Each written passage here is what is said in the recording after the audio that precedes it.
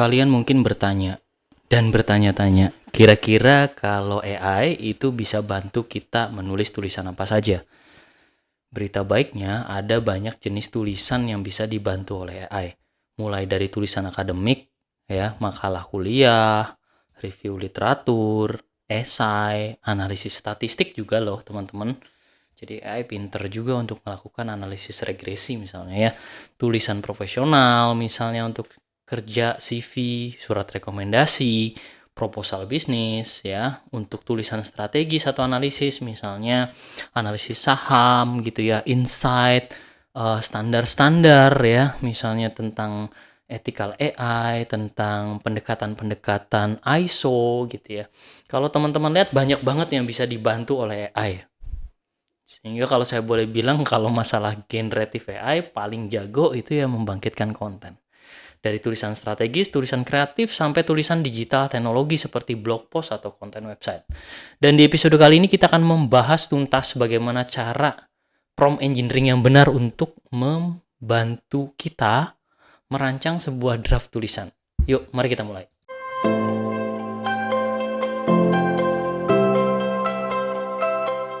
Dan teman-teman bisa memulai dengan menulis sebuah perintah, bantu saya menulis.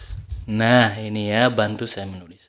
Lalu fokuskan ke tulisan yang hendak Anda tuliskan. Misalnya, bantu saya menulis tulisan akademik. Kemudian, teman-teman memberikan kira-kira tulisan akademik apa yang teman-teman hendak kembangkan. Misalnya tentang esai argumentatif ya, oke. Tulisan akademik, esai mengenai ya kajian responsible AI. Nah, ini ya misalnya seperti ini. Kemudian teman-teman bisa menambahkan aspek constraint yang teman-teman hendak tambahkan. Misalnya berapa panjangnya, babnya apa saja dan sebagainya. Contohnya di sini saya akan menulis ya, kajian responsible AI dengan ukuran halaman 1 lembar A4 misalnya seperti itu, yang terdiri dari pendahuluan misalnya seperti itu ya, kemudian teori ya responsible AI, terus kemudian kita bisa menulis pembahasan dan kesimpulan. Nah gini ya, kemudian setelah itu kita minta menggenerate. Teman-teman bisa lihat ya. Oke. Tapi yang mau saya tekankan sih ke teman-teman, jangan serta-merta serta tanpa pikir panjang langsung berpikir melakukan proses copy paste. Karena kalau teman-teman lihat konten yang dibangkitkan itu adalah konten yang mungkin kurang mendalam. Jadi teman-teman harus berpikir lebih dalam dan menyempurnakannya. Nah, apa yang umumnya kita lakukan karena ini konteksnya adalah penulisan akademik, kalau kita lihat di sini ya, dia melakukan citasi ya ke beberapa paper penelitian gitu ya, tapi kok nggak memberikan referensi gitu ya, oke. Nah ya, kita tambahkan kutipan dan daftar pustaka. Oke, perluas pembahasan terutama dari sudut pandang misalnya penelitian 5 tahun terakhir. Oke ya. Nah, ini ya, kita bisa tambahkan di situ. Oke, sekarang kita akan lihat hasilnya teman-teman ya. Oke. Jadi yang dia lakukan adalah menambahkan beberapa citasi. Ini jadi lebih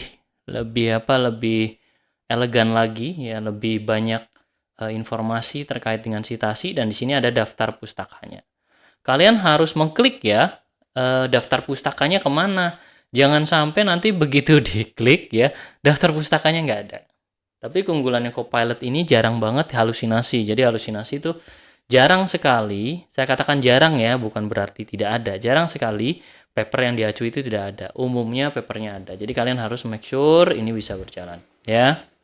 Nah, kalian bebas nih pengen mengubahnya menjadi bahasa Inggris juga bisa. Jadi kalau misalnya kalian pengen membuatnya menjadi bahasa Inggris, tulis dalam bahasa Inggris gitu ya. dan tambahkan abstrak misalnya. Oke, di awal tulisan. Oke ya, seperti ini. Nah, teman-teman bisa lihat sekarang dia akan ubah menjadi bahasa Inggris plus menambahkan informasi ya, informasi-informasinya dalam bentuk bahasa Inggris. Oke, menarik bukan ya? Nah, gitu. References-nya juga, kalau references nyaris ada perubahan ya. Oke. Nah, itu ya. Teman-teman bisa lihat ya.